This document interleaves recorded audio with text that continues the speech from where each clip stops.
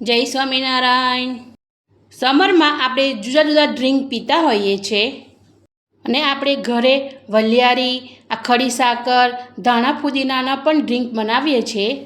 તો તેની સાથે હું બે વસ્તુ જે ઉનાળામાં ખૂબ જ ઉપયોગી છે તેને એડ કરી અને બે ડ્રિંક બનાવીશ, જે સમરમાં શરીર માટે ખૂબ જ ગુણકારી છે। તેમાંનું એક છે ગોંદકતીરા। તેના ફાયદા વિશે તો તમે જાણતા જ હશો। ગોંદકતીરા નેચરલ ગુંદર છે જે આપણને વૃક્ષોમાંથી મળે છે। તેની તાસીર ઠંડી હોય છે। તેનો ઉપયોગ આપણે સમરમાં કરીએ તો આપણા શરીરને અને પેટને ઠંડક આપે છે। અને બીજા છે સબ્જા બીજ। તમે જોઈ શકો છો એનો રંગ બ્લેક હોય છે અને કદમાં ખૂબ નાના હોય છે। આને તુલસીના બીજ પણ કહેવામાં આવે છે।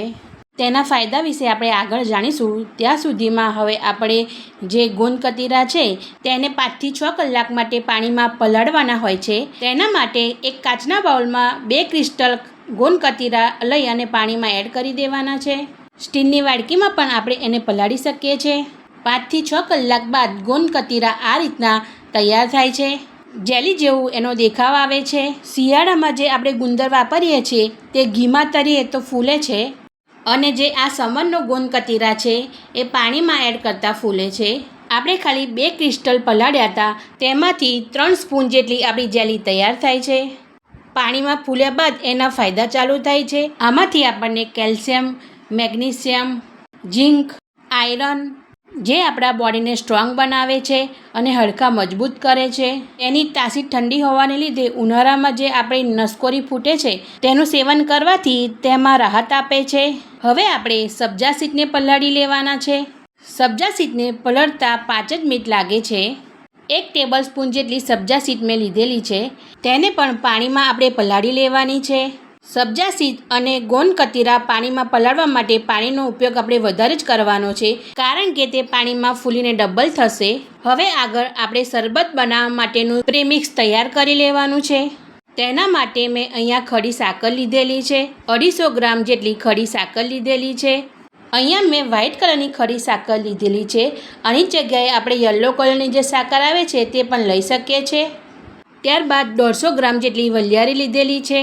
વલિયારી મેં સાદી જ લીધેલી છે, અથવા તો આપણે લખનવી પણ લઈ શકીએ છીએ। ત્યારબાદ 1 ટેબલ સ્પૂન જેટલા આખા મરી લીધેલા છે અને સાથે 8 થી 9 જેટલી ઇલચી લીધેલી છે। મરીનો ગુણ જોઈએ તો મરી આપણા પેટમાં વાયુ થતું અટકાવે છે। હવે આપણે ગ્રાઇન્ડ કરવા માટે એક મિક્સર જાર લઈ લેવાનું છે। તેમાં આપણે જે મોટી ખડી સાકર છે તેને એડ કરી દેવાની છે। એકદમ સ્મૂથ થઈ જાય ત્યાં સુધી એને ગ્રાઇન્ડ કરી લેવાની છે। આ રીતનું એકદમ પાવડર ફોર્મમાં એને ક્રશ કરી લેવાની છે। તેને આપણે એક ડબ્બામાં એડ કરી દેવાની છે। એરટાઇટ બરણીમાં આપણે એને એડ કરી દેવાની છે। ત્યારબાદ એ જ જારમાં આપણે વલિયારીને એડ કરવાની છે। તેની સાથે જ આપણે મરી અને ઇલાયચીને પણ અંદર એડ કરી દેવાની છે અને તેને પણ આપણે ક્રશ કરી લેવાની છે। તેનો પણ આપણે સ્મૂથ પાવડર તૈયાર કરી લેવાનો છે। ક્રશ થયા બાદ આ રીતનો સ્મૂથ પાવડર તૈયાર થશે અને જે સાકર આપણે ક્રશ કરી હતી એમાં મિક્સ કરી લેવાનું છે। આપણે શરબત બનાવવા માટેનું પ્રીમિક્સ તૈયાર થઈ ગયું છે। તમને જો મારી આ શરબતની રેસીપી ગમી હોય તો લાઇક અને શેર ચોક્કસ કરજો અને મને કોમેન્ટમાં પણ જણાવજો કે તમને મારી આ રીત કેવી લાગી।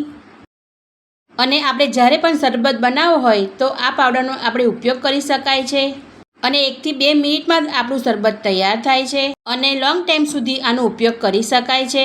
હવે આપણે જે સબ્જા બીજ પલાળ્યા હતા તે ફૂલીને તૈયાર થઈ ગયા છે અને આ રીતના બીજ તૈયાર થાય છે। 5 જ મિનિટમાં આપણે સબ્જા બીજ ફૂલીને તૈયાર થઈ જાય છે। હવે આપણે ગ્રીન શરબત અથવા તો ગ્રીન ડ્રિંક પણ કહી શકીએ છીએ તે બનાવી લેવાનું છે। તેના માટે એક મિક્સર જારમાં આપણે ધાણાને એડ કરવાના છે। અહીંયા મેં 1 ગ્લાસ શરબત બનાવી શકાય તેટલા ધાણા અને ફુદીનો લીધેલો છે। આપણા ટેસ્ટ પ્રમાણે વધારે ઓછું લઈ શકાય છે। ત્યારબાદ ટેસ્ટ પ્રમાણે મીઠું એડ કરવાનું છે। 1/2 ટીસ્પૂન શેકેલા જીરાનો પાવડર એડ કરવાનો છે। ત્યારબાદ મેં 1 ટેબલ સ્પૂન જેટલો લીંબુનો રસ અંદર એડ કરેલો છે।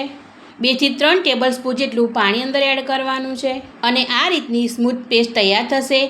આગળ હવે આપણે ગ્રીન શરબત બનાવવા માટે અંદર પાણી એડ કરવાનું છે। અહીંયા હું 1 ગ્લાસ શરબત બનાવી રહી છું તેના જેટલું પાણી અંદર એડ કરવાનું છે। ત્યારબાદ હવે આપણે જે પ્રીમિક્સ તૈયાર કર્યું તેને અંદર એડ કરવાનું છે। 1 ગ્લાસ શરબતમાં 2 ટેબલસ્પૂન જેટલું પ્રીમિક્સ અંદર એડ કરવાનું છે. આપણા ટેસ્ટ પ્રમાણે વધારે ઓછું લઈ શકીએ છીએ. ત્યારબાદ બરફ અંદર એડ કરવાનું છે. હવે આપણે જે સબ્જા બીજ પલાળ્યા હતા પાણીમાં તેને શરબતમાં એડ કરવાના છે અને પ્રોપર મિક્સ કરી લેવાનું છે. તો તૈયાર છે આપણું સબ્જા બીજવાળું ગ્રીન ડ્રિંક. આ શરબત પીવાથી આપણને જે ઉનાળામાં ગરમી લાગે છે તેનાથી રાહત મળે છે. હવે આગળ આપણે ગોંદ કતીરા અને સબ્જા બીજને મિક્સ કરીને શરબત બનાવવાનું છે. તેના માટે મેં 1 ગ્લાસમાં આઈસ ક્યુબ અંદર એડ કરેલા છે અને જે શરબતનું પ્રીમિક્સ બનાવ્યું હતું તેને અંદર એડ કરવાનું છે. ત્યારબાદ પલાળેલા સબ્જા બીજને અંદર એડ કરવાના છે. 1 ટેબલસ્પૂન જેટલા સબ્જા બીજ અંદર એડ કરવાના છે. સબ્જા બીજ અને ગોંદ કતીરા આપણે દિવસમાં 2 ટેબલસ્પૂન જેટલા જ લઈ શકીએ છીએ, કારણ કે તેની તાસીર ઠંડી હોય છે. ત્યારબાદ 1 ટેબલસ્પૂન જે આપણે ગોંદ કતીરા પલાળ્યું હતું તે ગ્લાસમાં અંદર એડ કરવાનું છે. ત્યારબાદ અંદર પાણી એડ કરવાનું છે અને પ્રોપર બધું મિક્સ કરી લેવાનું છે. ત્યારબાદ 1 ટેબલસ્પૂન જેટલો લીંબુનો રસ અંદર એડ કરવાનો છે. ટેસ્ટ પ્રમાણે મીઠું અંદર એડ કરવાનું છે. ત્યારબાદ સંચર એડ કરવાનું છે. શેકેલા જીરાનો પાવડર અંદર એડ કરવાનું છે. ત્યારબાદ આપણે ગોંદ કતીરાવાળા શરબતને મિક્સ કરી લેવાનું છે. તો તૈયાર થઈ ગયો છે આપણો ગોંદ કતીરા અને સબ્જા બીજવાળો શરબત. આ ઉનાળામાં જો આ રીતના શરબત બનાવીને પીવામાં આવે તો આપણા શરીરને ઠંડક મળે છે. આપણે જુદી જુદી રીતના શરબત બનાવી અને ગોંદ કતીરા અને સબ્જા બીજનો ઉપયોગ કરી શકીએ છીએ. Thank you for watching.